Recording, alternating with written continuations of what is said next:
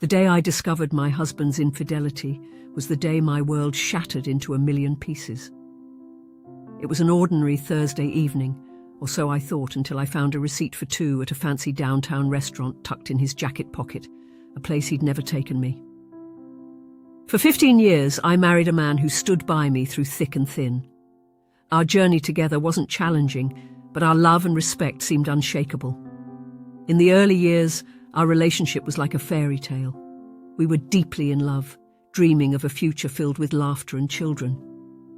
However, life had other plans. After a heart-wrenching miscarriage, we were faced with the devastating reality that we couldn't have children. A dark period in our lives tested our bond's strength. Yet despite this profound loss, our relationship remained strong. We found comfort in each other, holding on even tighter in adversity. Our love became our sanctuary, a place where we could find peace amidst the storms of life. We navigated the ups and downs together, with the understanding that our love was about more than just creating a family in the traditional sense. It was about building a life filled with love, knowledge, and mutual respect. Our journey wasn't perfect, but it was ours, marked by a deep, enduring love that carried us through every challenge.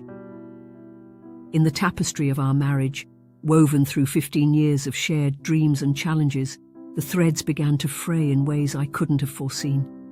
It started subtly, a shift in the air between us, so slight it was almost invisible. Once an open book, my husband began cloaking himself in a veil of secrecy. His late nights at the office became more frequent, and his excuses, once filled with remorse, now carried a hint of irritation. I first noticed the change one evening when dinner, a ritual we had always taken time to enjoy together, went cold on the table. He brushed off my concern with a hurried apology, his eyes fixed on his phone, a barrier between us. This pattern repeated, each instance chipping away at the trust we had built over a decade and a half. His demeanor towards me shifted. Where there was once warmth, an incredible distance took root. Conversations that used to flow like a gentle stream were now stilted, punctuated by long silences that hung heavy between us. I clung to the hope that it was just a phase, a rough patch we'd soon get past, as we had countless times before. But the whisper of doubt grew louder with each passing day. The whisper turned into a roar the day a colleague of his, someone I knew casually through office gatherings, pulled me aside at a mutual friend's party. With hesitancy in her voice, she revealed that my husband was rumoured to be seeing a female colleague. My heart refused to accept her words, constructing walls of denial. How could the man who had been my rock, my partner through every high and low, stray from the path we had carved together? Confronting him was inevitable, yet I dreaded the outcome. When I finally mustered the courage to ask him about the allegations, his reaction was a mix of shock and anger. He vehemently denied any wrongdoing, accusing me of overreacting and not trusting him. His words were meant to reassure me, but left a cold, hollow feeling in my gut. I wanted to believe him, to dismiss the nagging doubts as nothing but baseless fears. Yet the seed of suspicion had been planted, and it grew with each unexplained late night, each unanswered call. Our home, once filled with laughter and love, became a battleground of unspoken accusations and simmering resentment. I found myself scrutinizing every action, every word for signs of infidelity. Living with the man I loved but no longer knew was torturous. The distance between us grew, a chasm filled with secrets and lies. After the confrontation, an uneasy truce settled over our home, a facade of normalcy that masked the deep rift between us. Our interactions became a carefully choreographed dance around the elephant in the room, his infidelity hanging over us like a dark cloud. I struggled daily with the decision of whether to stay and fight for our marriage, or to walk away from a relationship that no longer resembled the love story we began 15 years ago. Despite his vehement denials and attempts at reassurance, a part of me couldn't shake off the suspicion that things were far from over between him and the other woman. The final blow came unexpectedly on a mundane afternoon. I had gone shopping, seeking a distraction from the constant turmoil that had become my life. The mall was bustling, filled with the noise of life as if to mock my chaos. And then, like a scene from a movie, I saw them. My husband and the woman from his office laughed with intimacy that left no room for doubt. They were utterly absorbed in each other, oblivious to the world around them. My heart pounded as I discreetly took out my phone and captured the moment. The images were damning, a visual confirmation of the betrayal I had been too afraid to acknowledge fully. I left the mall in a daze, the ground beneath me feeling unsteady, the pictures on my phone a heavy weight in my pocket. When he returned home that evening, the air between us was tense. I confronted him, and the evidence of his betrayal laid bare with the photos on my phone. His initial reaction was to deny, to fabricate a story on the spot, but the images left no room for lies. Confronted with undeniable proof, his demeanor shifted. The embarrassment and guilt that washed over his face were a small consolation for the pain that clenched my heart. He apologized profusely, his words a desperate attempt to salvage what was left of our marriage. He spoke of mistakes and poor judgment, of not knowing the value of what he had until it was on the verge of slipping away. But his apologies, once a balm to my soul, now rang hollow. The trust that had been the foundation of our relationship was irreparably broken, shattered by deceit and lies. At that moment, I realized that forgiveness was beyond my reach. The man I had loved and trusted had become a stranger, his actions eroding the love and respect that had once defined our relationship. The decision to leave was no longer a choice but a necessity, a step towards reclaiming my dignity and self-worth. The days that followed were a blur of emotions. Each step away from him was a painful but necessary part of my journey towards healing. The pictures were a stark reminder of the betrayal and the catalyst for my liberation from a marriage built on illusions. The decision to file for divorce, to sever the ties that bound me to a man I once vowed to spend my life with, was monumental. It was a step I never envisioned taking when we exchanged our wedding vows, a promise of forever that I believed with every fibre of my being. Yet, here I was, standing at the precipice of a new beginning, propelled by the betrayal that irreparably shattered our marriage.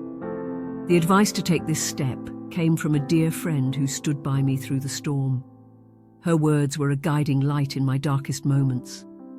She reminded me that filing for divorce was not an admission of defeat, but a brave stride towards reclaiming my life and happiness. The day I left our shared home for the last time, my heart was heavy with a mix of grief and relief. The finality of that moment, closing the door on a chapter of my life that had brought me immense joy and profound pain, was overwhelming. I returned to my parents' home, seeking refuge in its familiarity and comfort. My parents, ever supportive, welcomed me with open arms, their home a sanctuary as I navigated the tumultuous waves of my emotions. Despite their unwavering support, I was acutely aware of the burden my sudden return placed on them. They had expected to spend their golden years enjoying their retirement, not consoling a heartbroken daughter grappling with the fallout of a failed marriage. This realization spurred me to take the next step in rebuilding my life. I began applying for jobs, determined to regain my independence and alleviate the pressure on my parents. The job search was arduous, reflecting the competitive market and my years out of the workforce. Yet I refused to let the rejections deter me. I honed my skills, attended workshops, and sought advice on improving my resume. My perseverance paid off when I received a job offer from a local company. It was not the position I had dreamed of, but it was a start, a stepping stone towards self-sufficiency. Starting the new job was daunting. I was stepping into a world that had evolved significantly since I last navigated. The learning curve was steep, but I embraced the challenge with open arms. The routine of work, the sense of purpose it provided, was healing. It allowed me to focus on something beyond my turmoil, to see a future where I was defined not by my past, but by my resilience and strength. My sense of accomplishment and independence grew as I settled into my new role. It wasn't long before I realized it was time to take the next step forward, to leave my parents' home and start anew. The decision was bittersweet. My parents' home had been my haven, a place of healing and reflection. Yet I knew that to embrace the future I envisioned fully, I needed to step out of the shadows of my past. Finding a place of my own was a testament to my progress. It was a modest apartment, but it was mine. Each piece of furniture and decoration was a choice that reflected my taste and identity. It was a tangible representation of my journey, a space where I could continue to heal and grow. I was living on my own brought challenges, from the mundane tasks of daily living to the solitude that often felt overwhelming. Yet it also brought a profound sense of empowerment. I was making decisions for myself, relying on my strength and wisdom to navigate life. The loneliness that crept in during the quiet moments reminded me of the importance of building a new community, of reaching out and forging connections that could support and enrich my life. The divorce, though a legal formality, was an emotional roller coaster.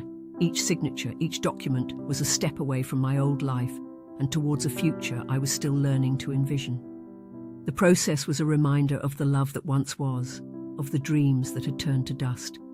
Yet it also symbolized freedom, the closing of a chapter that had caused me immense pain.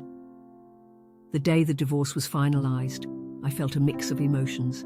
The grief for what I had lost was still there, but so was a sense of relief, of closure. It acknowledged that while the past would always be a part of me, it would not define my future. In the following months, I continued to build my life brick by brick. I explored new hobbies, reconnected with old friends, and made new ones.